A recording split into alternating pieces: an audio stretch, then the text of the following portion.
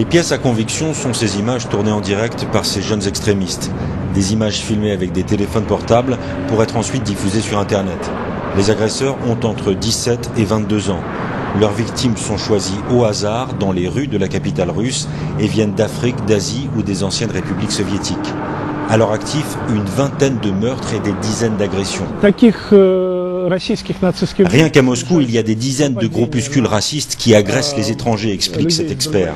Selon lui, si aujourd'hui, pour la première fois, le procureur parle d'une campagne d'agression organisée par des néo-nazis, c'est seulement parce que l'affaire ne peut être passée sous silence. Selon les défenseurs des droits de l'homme, les agressions racistes sont en constante augmentation ces dernières années. Depuis le mois de janvier dernier, on dénombre déjà une soixantaine de morts et près de 250 blessés.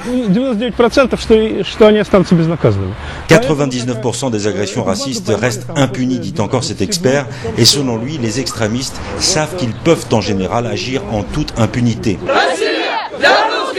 À Moscou, l'ambiance est à la clémence vis-à-vis des mouvements ouvertement xénophobes qui défilent dans les rues de la capitale.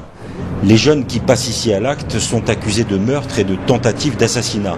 Ils étaient pour la plupart mineurs à l'époque des faits et ne peuvent pas être condamnés à plus de 10 années de prison.